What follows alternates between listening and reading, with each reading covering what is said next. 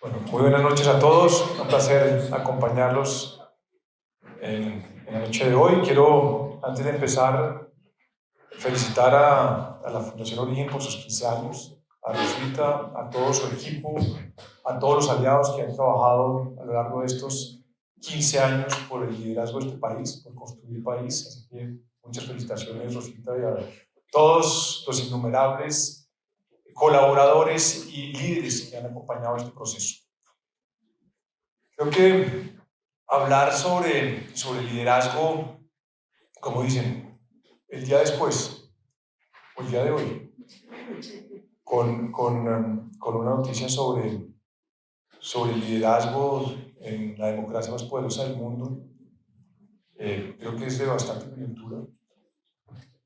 Ver el estudio que hicieron, un estudio exhaustivo, un estudio interesantísimo y lleno de información, donde empezamos a tener unas conclusiones muy estimulantes de aproximaciones novedosas y distintas de liderazgo que nos tienen que empezar a hacer reflexionar sobre cómo se están moviendo las sociedades hoy, en un momento de tanta turbulencia, en un momento de tanta incertidumbre, de tanta inestabilidad, de lo que significa una nación, de lo que significa la globalización frente a unas realidades locales, de lo que significa el nuevo ciudadano a la luz de su futuro y a la luz del futuro de su país y el futuro de la humanidad. Y hay una serie de contradicciones donde las conclusiones del estudio, de las cuales entiende uno que hay mucho más país que gobierno, hay muchos más países que gobierno, a la luz de la crisis del liderazgo político, un liderazgo social, comunitario, cívico, cotidiano, que se empodera, que construye, que más allá de un miedo abstracto, siente que es dueño de su destino. Y un país, ya no mirando hacia adelante, sino mirando hacia atrás, de líderes, un país donde creo yo que gran parte de esos liderazgos del pasado que han permitido que estemos aquí sentados, reflexionando sobre lo que eso significa, pero donde, no puedo dejar de decirlo, muchos de esos líderes han dado la vida y han luchado porque estemos acá. Desde los liderazgos sociales que hoy en día siguen muriendo, siguen siendo asesinados por defender el medio ambiente, por defender los derechos humanos, por defender sus comunidades. Más de 160, 70 líderes, esto es un tema que se ha vuelto paisaje, lamentablemente.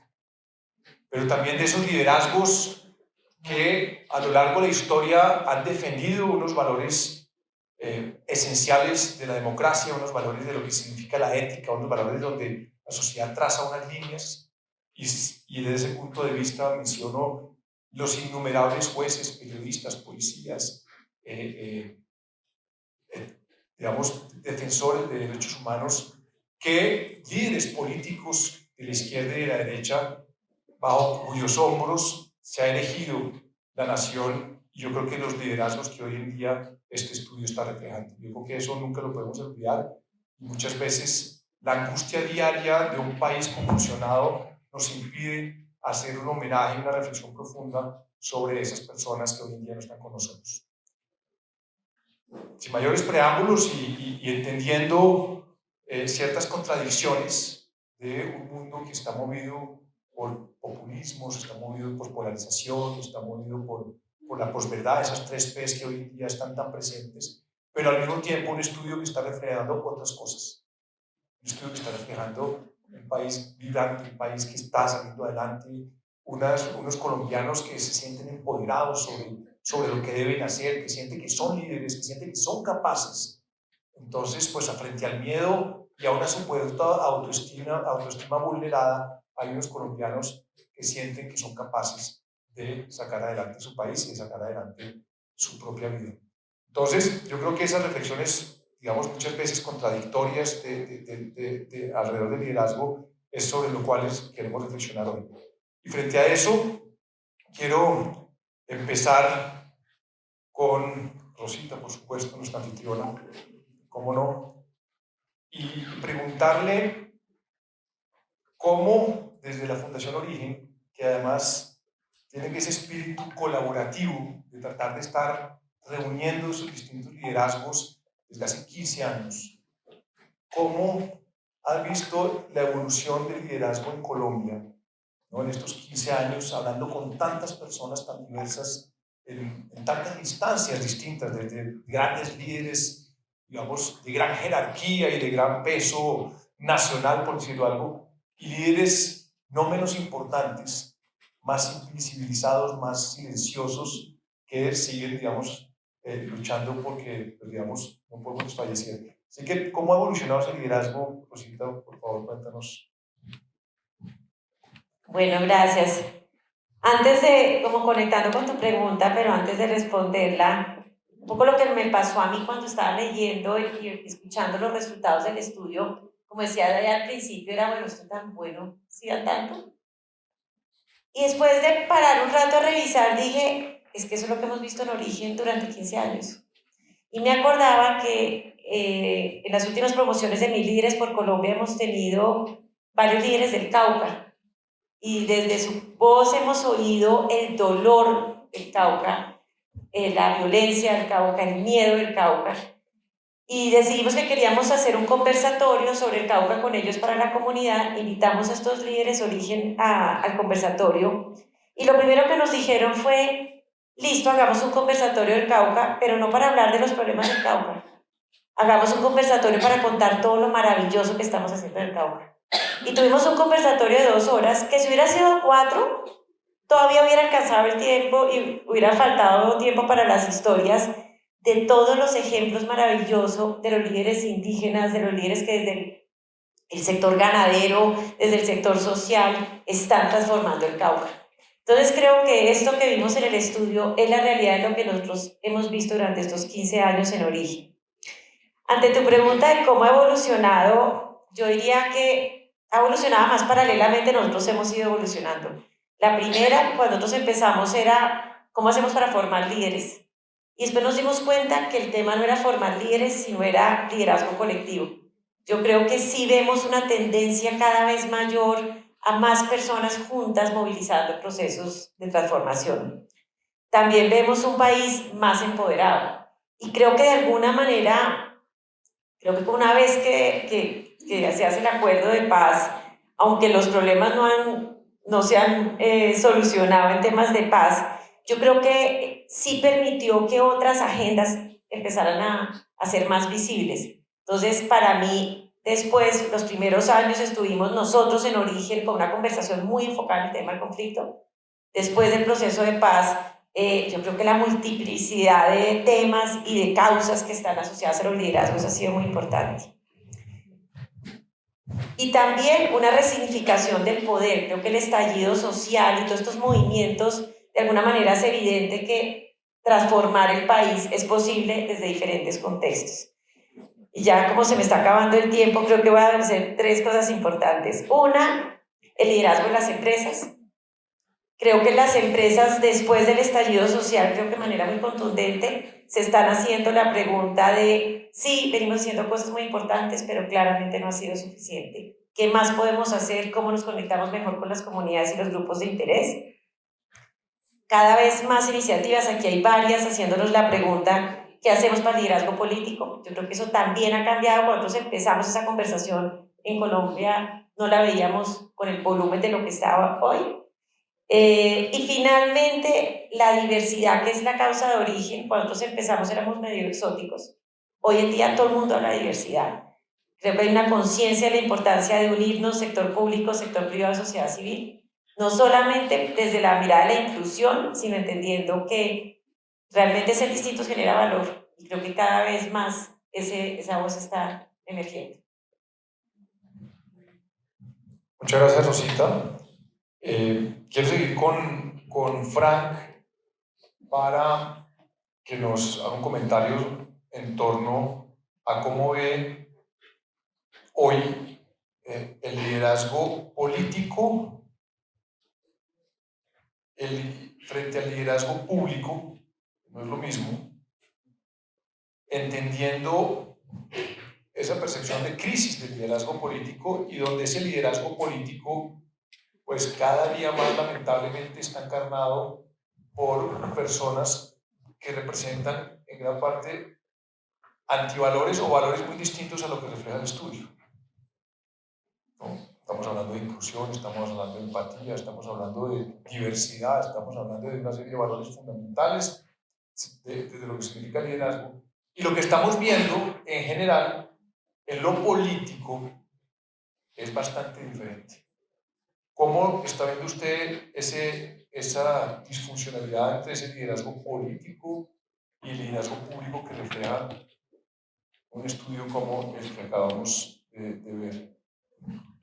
Gracias. Bueno, quiero agradecer la invitación y felicitar a Francisco, a Rosita, a Diana, a toda la familia Manrique, a Andrea y a todas las personas que a lo largo de estos años han hecho parte de Origen. Voy a compartir con ustedes dos definiciones de liderazgo que para mí son muy relevantes. Una es del profesor Marshall Gantz, que básicamente dice que liderar es guiar a otros para que cumplan su propósito en condiciones de incertidumbre. Es decir, servir en condiciones de incertidumbre. Y la otra es de Ronald Heifetz, y básicamente lo que Ronald Heifetz dice es: liderarse es atrever a cruzar la frontera y actuar en una zona que va más allá de nuestro conocimiento y nuestras capacidades. Es atreverse a ser aprendiz en público. Si uno mira Colombia hoy, pero si uno mira Colombia desde la Constitución del 91, ve que ese activismo y ese liderazgo que vemos reflejado en esa encuesta, que es un liderazgo cívico más que un liderazgo político, está buscando encauzarse.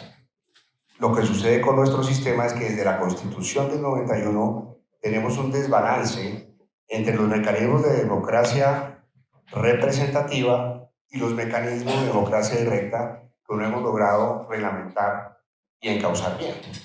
Entonces tenemos mecanismos que no funcionan bien, como la consulta previa, que han sido cooptados básicamente por mafias, donde la legitimidad de la representatividad de los grupos de interés muchas veces no está, y otros que hay por reglamentar y por perfeccionar, pero la gente no se queda quieta. Entonces la gente va más allá de la frontera de su conocimiento, más allá de la frontera de sus capacidades, quiere servir, quiere cambiar, pero el sistema como está desbalanceado y la democracia representativa, es decir, el liderazgo político, entra en decadencia y entra en una crisis continua, mientras que el liderazgo cívico trata de compensar eso. Y hay una diferencia grande ahí también entre el concepto de autoridad y el concepto de liderazgo.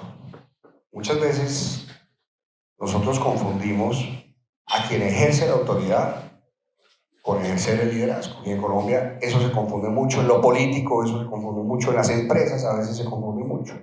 Quien tiene un cargo y tiene poder y tiene presupuesto puede ir, se dice que puede ser un líder. Entonces, ¿qué es lo que estamos viendo? Una sociedad que busca encauzar ese liderazgo.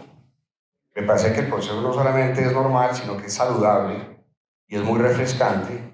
Yo creo que la tarea es encauzar ese liderazgo cívico a través de mecanismos de democracia representativa para balancear el sistema democrático. Muchas gracias, Frank. Dentro de esa dimensión pública de liderazgo, Silvia, el sector empresarial juega un papel absolutamente crítico.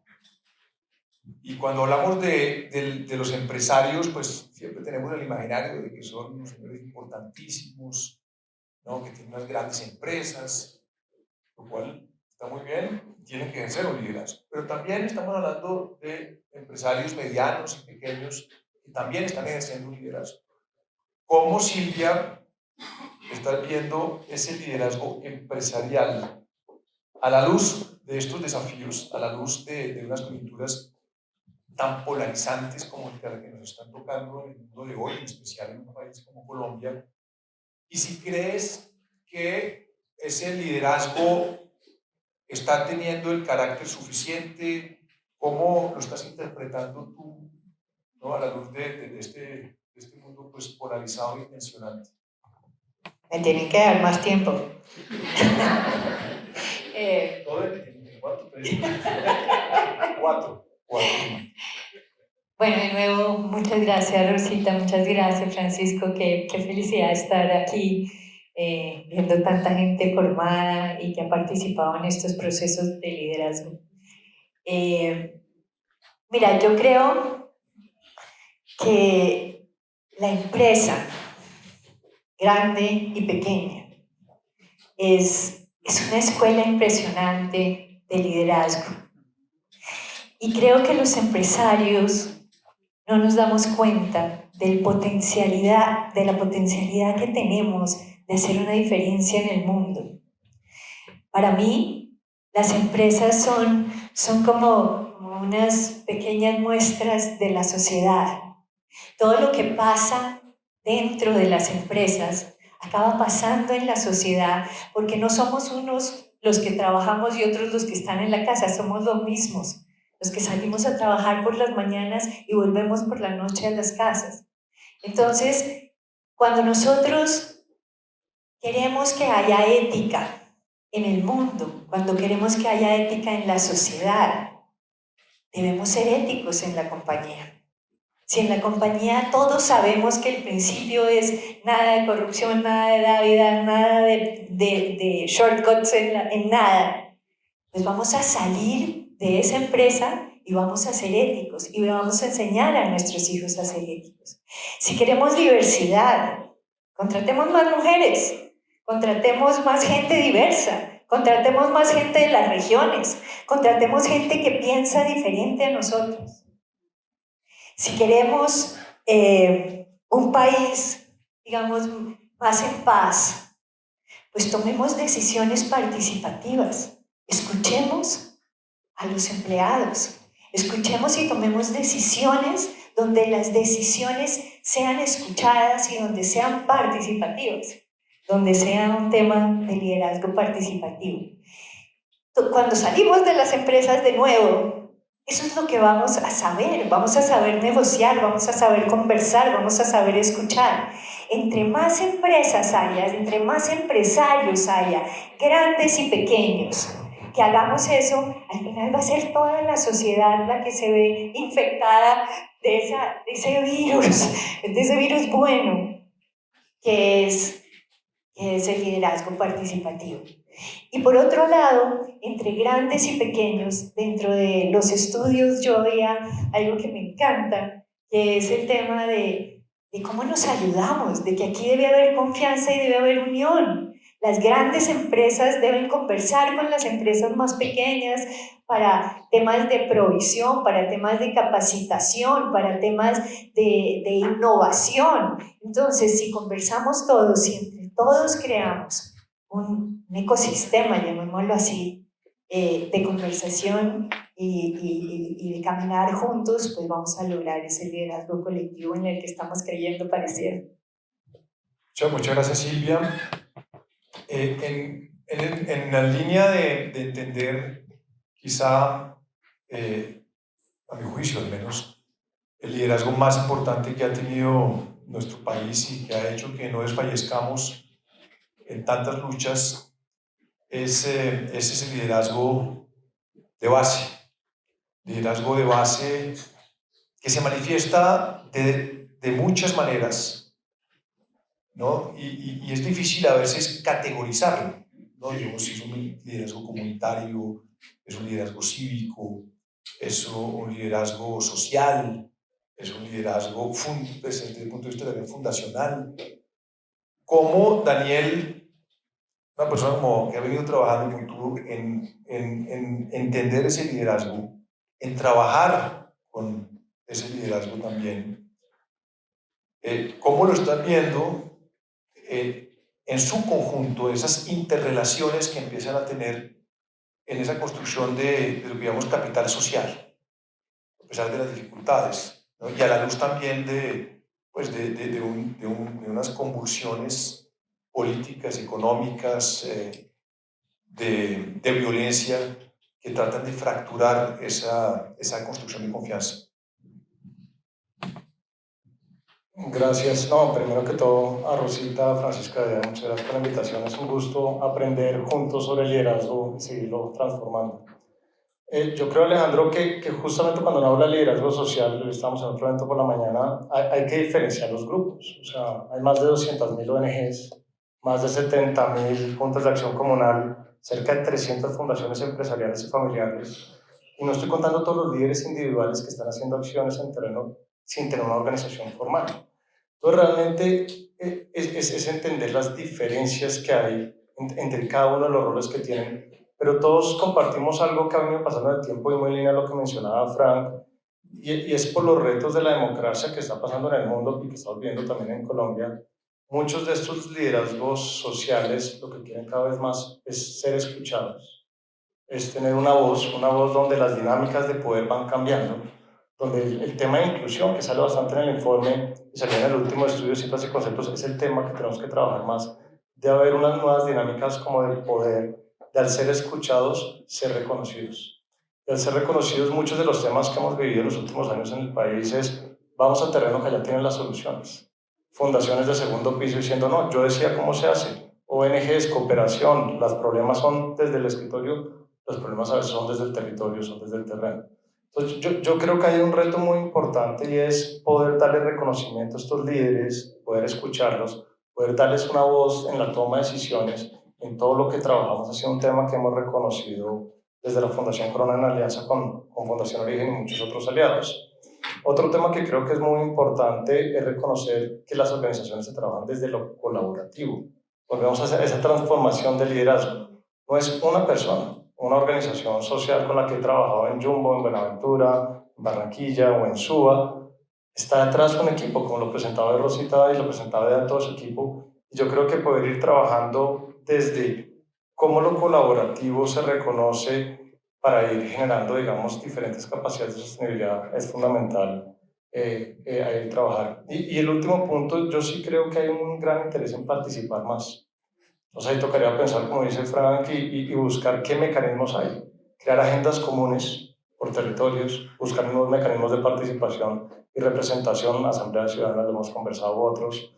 Yo sí creo que tenemos que ver cómo acercamos más esa voz porque hay mucho interés por participar. Y al no encontrar mecanismos, aunque Colombia tiene muchos, estamos yendo a unas salidas que no son las que queremos para el futuro del país. Gracias, Daniel. Y quiero recoger la palabra colaborativo para hacer una pregunta a Rosita, que, como decía, pues ha procurado trabajar de manera colaborativa con muchas personas y entidades a lo largo de estos 15 años. Y quiero que me compartas cómo ha sido ese espíritu de trabajo en equipo, ¿no?, que ha vivido la Fundación Origen en un país que, como estas verdades, arrancan a decir, no, que es que no es capaz de trabajar juntos, que los celos, que los egos, lo que decía siempre el profesor Mocus, que cuando un profesor en la Nacional le decía que un colombiano es inmensamente más inteligente que un japonés, pero dos japoneses son muchísimo más inteligentes que los colombianos. Que es un tema donde lo difícil que es muchas veces trabajar en equipo, porque trabajar en equipo es sacrificar, es pensar en el otro, y eso, digamos, que requiere una grandeza y un liderazgo, no desde el concepto de la autoridad y del poder, sino, digamos, desde otro ángulo. ¿Cómo han visto desde la Fundación Origen ese espíritu colaborativo que has visto en estos 15 años? Porque pues uno creería que también en la realidad del terreno la cosa no es tan fácil. ¿Por qué nos compartes esa experiencia? Bueno, yo te respondería como en dos niveles. Uno, nosotros como origen, y otro, lo que vemos en nuestros líderes. Yo creo que origen, como decía yo al inicio, solamente hubiera sido posible por la colaboración de muchos actores, con la capacidad de sumar, y hoy en día nosotros reconocemos en ese mantra de impactar al que impactar al que impacta, por ejemplo, es compartir nuestro aprendizaje con los que podrían ser nuestra competencia. Pues porque nosotros no podemos estar formando líderes en todo el país. Necesitamos que todos los que estamos formando líderes en el país lo hagamos mejor. Y creo que tenemos muchísimas experiencias exitosas. Yo ahorita concluyo un poco desde dónde veo los aprendizajes, pero también muchos retos. Y yo creo que el mundo social, yo venía del mundo empresarial, el mundo social es un mundo que a mí me sorprende también de muchos egos. Mucha competencia, pero mucha competencia de recursos. Es que somos muchas fundaciones, como tú dices, peleando por los mismos recursos. Y yo creo que ahí hay un desafío grande de los donantes, los financiadores, de invitar a que nos unamos y de encontrar caminos para financiar el mundo social. Yo una vez estaba en una charla sobre filantropía en Estados Unidos y decía, el mundo social aborda uno de los grandes desafíos que tiene la humanidad, que ni el sector público ni el sector privado lo hace, pero lo abordamos sin traer como las buenas prácticas. No hay recursos, no se puede hacer apuestas de largo plazo porque no hay quien lo financie, no se invierte en lo que sabemos que funciona, que es equipo y comunicaciones y desarrollo. Entonces creo que ahí hay un tema importante para capitalizar el trabajo colectivo. También se abre la posibilidad, yo creo que en origen nosotros somos una mezcla entre el mundo social y empresarial, somos como un puente que conecta. Y yo creo que ahí tenemos unas experiencias maravillosas, o sea, ver las empresas, por ejemplo, Amarillo con sus grupos de interés. En un mismo programa nuestro está uno de los vicepresidentes de Amarillo y un líder comunitario de un proyecto de interés social, juntos aprendiendo. Yo creo que eso es liderazgo colectivo. Alianza Team con sus grupos de interés y sus comunidades encontrando juntos soluciones a las problemáticas de una región. Creo que eso también es liderazgo colectivo. Y si miramos lo que vemos con nuestros participantes en esa diversidad maravillosa de personas que vienen de mundos es, primero, eso solo es posible cuando rompemos las creencias que nos impiden acercarnos al otro. Entonces llegan los líderes comunitarios y al principio se sienten que hago con los de las empresas, y los de las empresas son como mis enemigos. Los líderes de las empresas dicen, ¿y esos líderes sociales o los públicos, los políticos qué? Y yo diría que cuando nosotros miramos hacia atrás, ¿qué hemos aprendido en origen? Yo diría, uno, intencionar la diversidad. Eso no sucede si no hacemos que suceda. O sea, si no conectamos y generamos espacios de diversidad, no va a pasar. Si no ponemos a las empresas con sus comunidades, a los líderes políticos que tanto necesitan que nos acerquemos a ellos. Dos, necesitamos construir confianza. Yo no puedo colaborar con el que no confío. Y yo no confío en el que no conozco. Entonces necesitamos dejarnos conocer, necesitamos que las empresas como el compromiso vayan los empresarios y se dejen conocer y así. Y tercero, unirnos alrededor de propósitos compartidos. Yo creo que en origen si algo hemos aprendido es que cuando hay un sueño y un propósito compartido, dejamos de enfocarnos en eso que nos diferencia y dónde está eso que nos separa y podemos darnos cuenta que podemos sumar al servicio de eso que a todos nos convoca. Muchas gracias, Rosita. Voy recogiendo conceptos. Confianza para preguntarle a Frank. Para preguntarle a Frank, pero desde una perspectiva muy particular, que no puedo dejar de hacerle esa pregunta a Frank.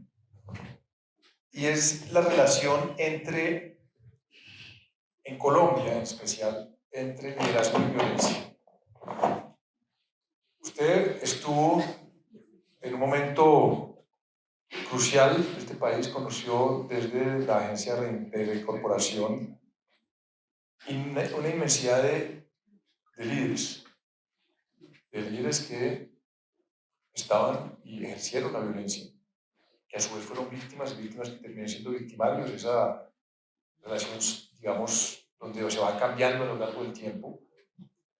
Y me gustaría preguntarle cómo la violencia, desde la experiencia suya, Frank, ha marcado desde su experiencia en esa transición hacia la paz el liderazgo en Colombia, ¿no? Estas personas que tienen que poner las armas, que tienen que buscar un futuro, que fueron víctimas, que además después fueron victimarios y que reflejan también mucho de lo que somos y mucho de lo que es nuestro liderazgo. ¿Por qué no nos comparte un poco esa reflexión, Fran? Poniendo filosófico. Sí, yo Pero creo me parece importante. sí, A la luz de... no está fácil no voy a dar una respuesta, lo único que puedo hacer es una reflexión. En Colombia hay muchos tipos de violencias, no solamente la violencia derivada del conflicto armado. Tenemos violencia económica, violencia política, violencia verbal, y creo que por nuestra historia todos los ciudadanos colombianos hemos sufrido en algún grado el impacto de la violencia. Eso nos ha herido. Creo que hoy somos un país herido con esperanza. Yo creo que reconocer esas heridas es importante. Cuando uno se queda en las heridas y trabaja desde las carencias, que es a veces lo que nos pasa a nivel personal, pero también yo creo que pasa a nivel colectivo, no tiene la capacidad de construir tanto. Lo que yo, digamos, he visto es que cuando eso sucede y uno está frente a alguien que ha ejercido la violencia de manera cruel y sistemática, digamos, un asesino en serie, un violador de niños, una persona que tiene en sus manos cientos o miles de muertos y está a unos 70 centímetros de distancia tratando de mirar si hay algo en común. Lo que puede funcionar es humanizar las relaciones. Yo creo que en Colombia tenemos que humanizar las relaciones entre nosotros, porque ese miedo nos impide ver el valor de los demás y tenemos unas relaciones que son transaccionales, utilitaristas y de corto plazo, y eso nos impide cooperar y hacer alianzas. Lo otro, Rosita, en temas de confianza, una cosa que yo aprendí es que siempre o casi siempre se habla que hay que generar confianza. Yo creo que en Colombia tenemos que estar dispuestos a lograr acuerdos en medio de una profunda desconfianza. Y tenemos que aceptar que en Colombia hay profundas desconfianzas entre muchos grupos. Entonces, si uno humaniza la relación y tiene un genuino interés en el bienestar del otro, no quiere decir que no esté de acuerdo con la persona ni con lo que hizo, pero sin juicios, puede tener una conversación en un nivel de abstracción que es un bien superior, aceptar esa desconfianza y hacer un acuerdo para construir un proceso en el cual ambas partes confíen. Y eso, digamos, a nivel colectivo se trata del fortalecimiento de los procesos y el fortalecimiento de las instituciones. Lo que está en esos individualismos, en esa falta de cooperación, en esas agendas que no son colectivas, es miedo a que las cosas se repitan. Yo creo que ya llegó el momento de dejar el miedo, de arriesgarse y de confiar en unos procesos que fortalezcan los procesos políticos, cívicos y las instituciones. Muchas gracias, Fran. A Silvia, hace que 30 y cuántos años usted trabajaste en la Fundación FES de Liderazgo. 30 y pico de años que estuvo en la Fundación FES de Liderazgo y en ese momento, digamos, entendiendo lo que fue esa Colombia, una Colombia donde tiene otro momento histórico y también, digamos, los liderazgos que están ahí, ¿por qué no nos cuentas un poco cómo has visto que ha habido esa evolución entre lo que tú viste analizando el liderazgo en ese momento de esa Colombia y el liderazgo que hoy estás viendo, siendo tú, pues, vas a aparecer en todos los rankings de liderazgo hoy de cara, pues, a lo que nos viene en el futuro en Colombia? Bueno, esta sí es sorpresa porque creo que salvo mi amiga María Cecilia, nadie sabía que yo había hecho eso en la vida. En realidad fui la primera directora del Instituto FES de Liderazgo, hablando del tema de la Constitución del 91 y todo lo que se creó en ese momento. Cuando leía el estudio, Rosita, me daba una emoción enorme, de hecho, pensar en ese tiempo. Ese tiempo, yo era la directora de un instituto que iba a enseñarle liderazgo a los nuevos gobernadores y alcaldes de este país en medio de la guerra. Acuérdense lo que era este país en ese momento. Entonces había unos municipios que estaban tomados por la guerrilla, otros estaban tomados por los paramilitares, otros eran nuevos y no sabían ni leer el alcalde. O sea, era un momento de desesperanza absoluta. Y cuando uno sale a la calle, cuando ya estaba diciendo, y Daniel, como todos salimos a la calle y decimos, no, estamos en el peor momento de la historia, por favor, no estamos en el peor momento de la historia, hemos construido mucho.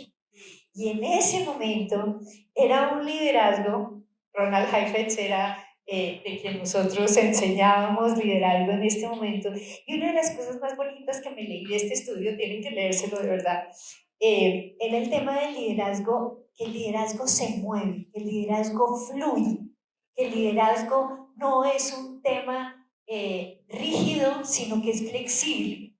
Y a tu pregunta, Alejandro, eso es lo que me parece, o sea, somos una Colombia mucho mejor. Vean cualquier estadística, empecemos por la pobreza, que en ese momento creo que era del 54%, hoy no me acuerdo cuánto es, pero creo que 33. En todas las estadísticas que ustedes vean, creo, somos mejor. Y sin embargo nos sentimos que somos peor, que estamos peor.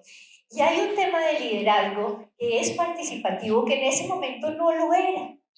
Porque en ese momento era la creencia de que los líderes eran los que salvaban y no éramos todos juntos los que lo hacíamos. Lo que tú decías, o Rosita, de que es que no esperemos que los demás lo hagan, lo tenemos que hacer nosotros, es un tema que ha cambiado fundamentalmente, y ha cambiado porque el mundo ha cambiado, porque hemos cambiado el tema de comunicaciones. Tú lo sabes más que nadie, todo el tema de redes, de escucha social, todas esas cosas que no existían cuando yo era directora del Instituto de Liderazgo, ahora existen. Es un mundo diferente y el liderazgo tiene que ser diferente. Muchas gracias, Silvia. Se nos está acabando el tiempo, pero quiero hacerles una pregunta. Tenemos una pregunta corta.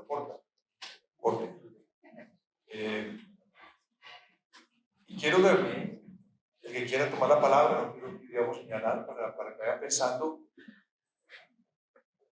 Hoy,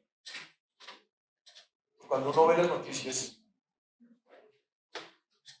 pues, en el mundo, en Colombia, pues, no sé, bueno, ¿para dónde vamos? ¿Para dónde vamos? ¿Para dónde va el mundo? ¿Para dónde va Colombia? Siempre hay unos temas catastrofistas ahí, las cosas nunca son como parecen, además.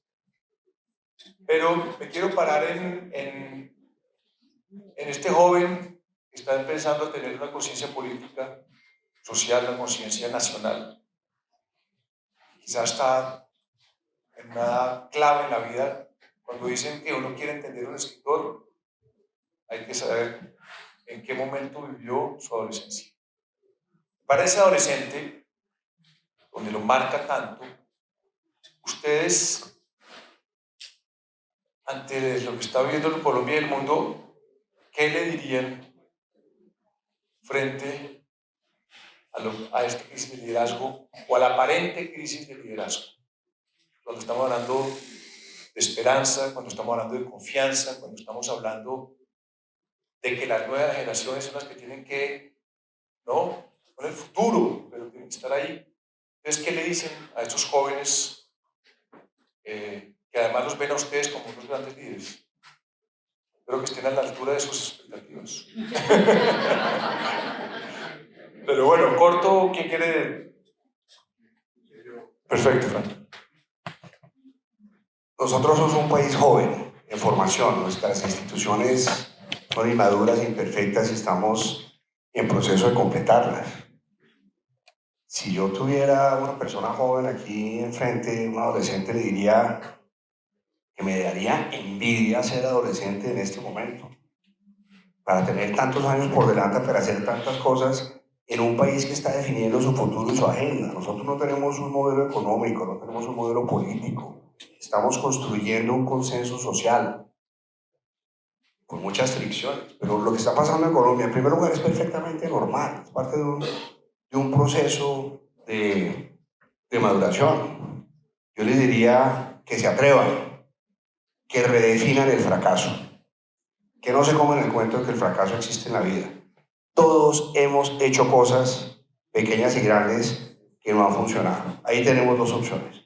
O nos quedamos sumidos en la frustración, o nos paramos, reflexionamos y aprendemos. Y después de los fracasos pequeños y grandes, si uno asume el aprendizaje, se vuelve más sabio, más humilde y más capaz para servir. Les diría que me daría envidia ser adolescente y ser joven para forjar las instituciones de un país que está en formación. Gracias, Frank. Sí, Silvia.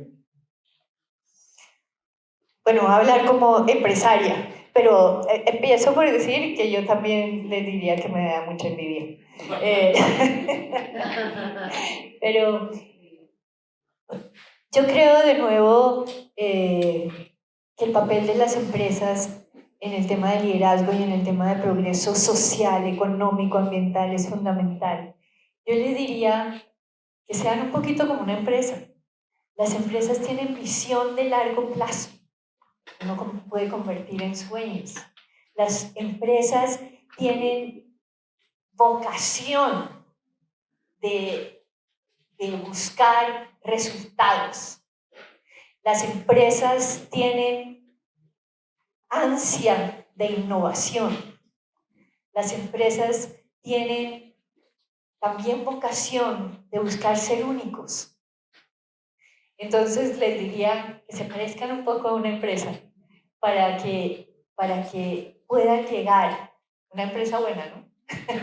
Una empresa con buenos valores y con buenos principios.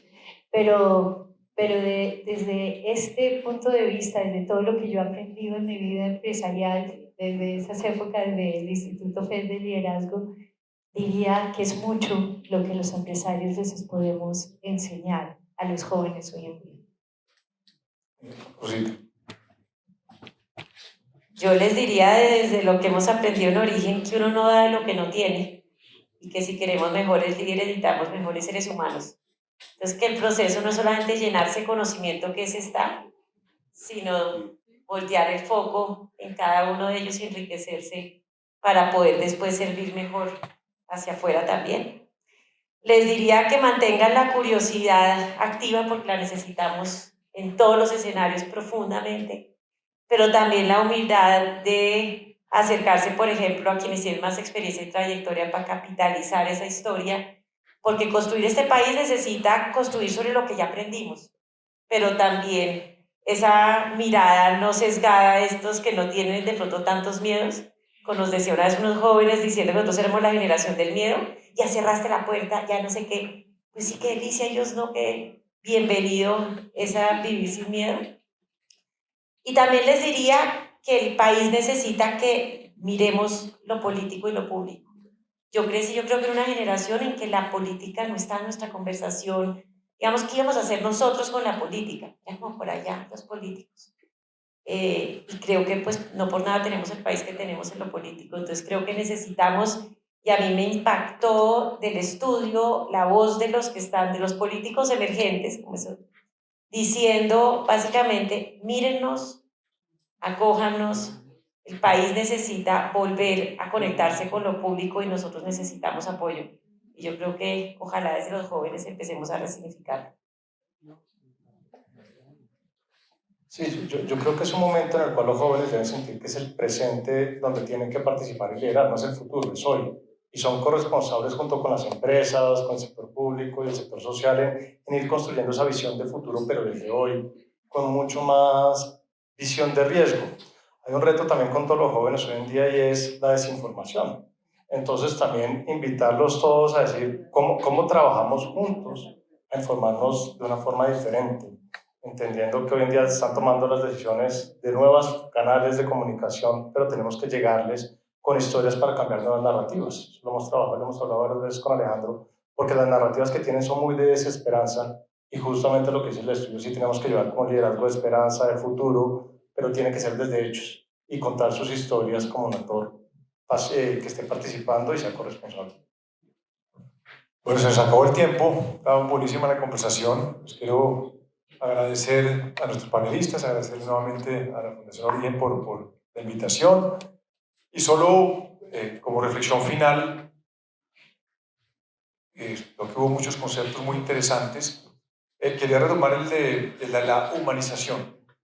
Creo que reúne mucho de lo que necesitamos alrededor de lo que significa el liderazgo, cómo realmente nos humanizamos y cómo entendemos esa humanización en medio pues, de un país que sí se empieza a deshumanizar, y cómo recuperamos la empatía en medio de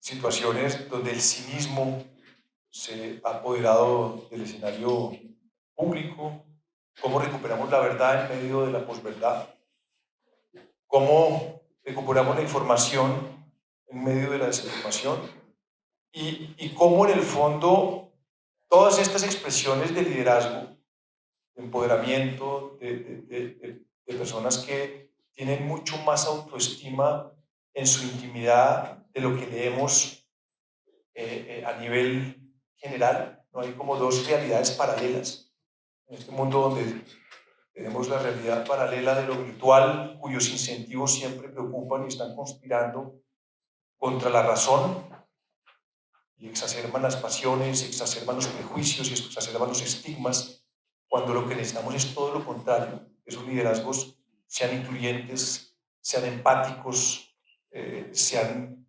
plurales y tolerantes. Entonces creo que aquí todos estos liderazgos que expresa este estudio, que muchas veces se enfrentan a una realidad en el terreno distinta, es fundamental que tengan una expresión en lo político, que esas corrientes que están ahí y que hacen que este país no desfallezca, tengan la posibilidad de expresarse en lo político para que podamos defender de una mejor manera la democracia, que está amenazada, y que a través del fortalecimiento de una democracia amenazada en el mundo y amenazada en Colombia, sobre todo en los territorios donde hay un fuego cruzado y donde hay una violencia que lamentablemente no hemos podido superar, podamos empezar a reencontrarnos como una sociedad mucho más civilista, próspera y en paz. Pues muchísimas gracias por todo y muchísimas gracias a la Fundación.